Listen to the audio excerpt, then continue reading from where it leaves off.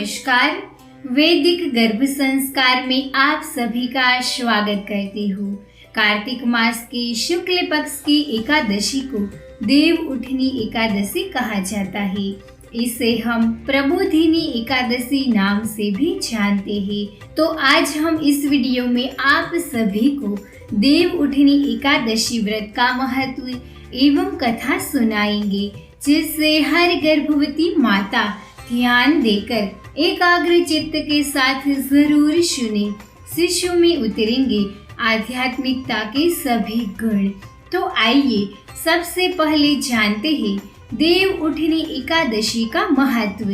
मांगलिक कार्यों की दृष्टि से देव उठनी एकादशी का विशेष महत्व है, क्योंकि इस तिथि से विवाह, मुंडन, गृह कार्य, सगाई आदि जैसे मांगलिक कार्य प्रारंभ हो जाते हैं।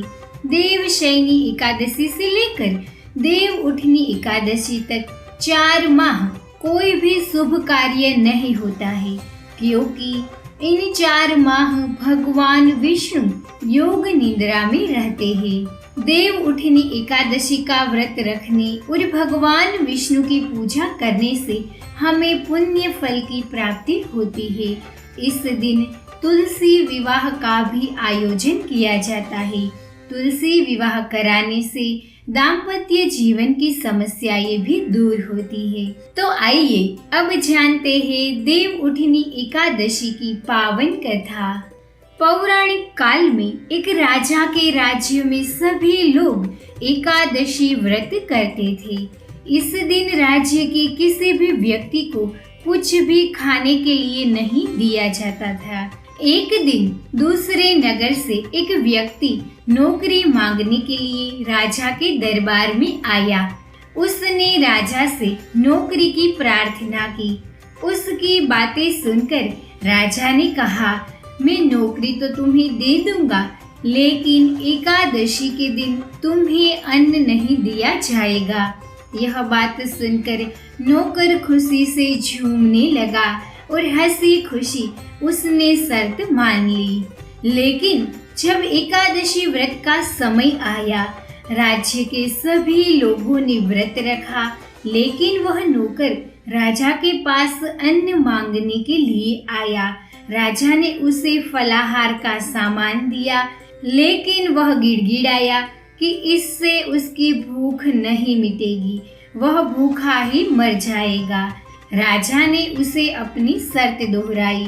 व्यक्ति बोला कि उसके लिए अन्न बहुत जरूरी है। राजा ने उसकी दशा देखकर उसे भोजन के लिए आटा, दाल, चावल दे दिया। वह नियमित रूप से एक नदी के किनारे गया। उसने भोजन पकाया। भोजन पकाने के बाद उसने भगवान को निमंत्रण दिया और कहा, हे भगवान, अपना भोजन कर लीजिए। भक्त की पुकार सुनते ही भगवान प्रकट हुए। अपने भक्त की पुकार सुनकर भगवान विष्णु चतुर्भुज रूप में प्रकट हुए और भोजन करने लगे। भोजन के बाद वह वैकुंठ लोक चले गए। इसके बाद वह नौकर भी अपने काम पर चला गया। जब दूसरे मास में एकादशी तिथि आई, तब उस नौकर ने राजा से 2 गुना अनाज मांगा। जब राजा ने इसका कारण पूछा, तो उसने साफ साफ बता दिया कि पिछली बार उसका सारा खाना भगवान खा गए थे, जिस वजह से वह बहुत भूखा रह गया था। यह बात सुनकर राजा को विश्वास नहीं हुआ और उसने उस नौकर को अन्न देने से मना कर दिया। तब नौकर ने उस राजा को अपने साथ चलने के लिए निमंत्रण दिया। कहा कि वह खुद ही यह देख ले। उसके बाद नौकर के साथ राजा नदी के किनारे गया। एक पेड़ के पीछे छिप गया। वह पीछे छिपकर पूरी घटनाक्रम को देखता रहा। इस बार भी नौकर ने भोजन पकाया, भगवान को निमंत्रण दिया, लेकिन इस बार भगवान प्रकट नहीं हुए। शाम तक वह भगवान का इंतजार करता रहा, उन्हें पुकारता रहा, अंत में उसने कहा कि हे भगवान, यदि आप भोजन करने के लिए नहीं आएंगे तो मैं इस नदी में कूदकर अपना प्राण त्याग दूंगा। वह नौकर जैसे ही उस नदी की ओर बढ़ने लगा, तभी भगवान विष्णु प्रकट हुए। उन्होंने अपने भक्त के द्वारा बनाया गया भोजन ग्रहण किया। भोजन करने के बाद वह उस नौकर को अपने साथ अपने धाम ले गए। राजा को यह आभास हुआ कि वह भगवान की भक्ति नहीं बल्कि आडंबर कर रहा था। सच्ची भावना से ही भगवान प्रसन्न होते हैं, दर्शन प्रदान करते हैं। यह देखकर राजा ने सोचा कि व्रत उपवास से तब तक कोई फायदा नहीं होता जब तक मन शुद्ध नहीं होता। इससे राजा को ज्ञान मिला। तब से राजा भी सच्चे मन से एकादशी का व्रत करने लगा और अंत में उसे स्वर्ग की प्राप्ति हुई। आप हर एकादशी के दिन भगवान विष्णु के मंत्र का जरूर जाप करें।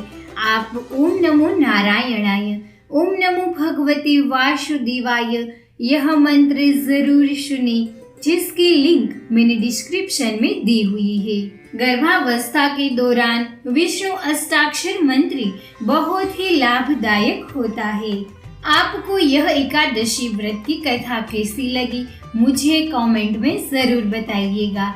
यदि आपको यह वीडियो अच्छा लगा हो तो वीडियो को लाइक करें, चैनल को सब्सक्राइब करें, बाजू में घंटी है उसे प्रेस करें ताकि आने वाली सभी नोटिफिकेशंस आप तक सबसे पहले पहुंच सके। धन्यवाद।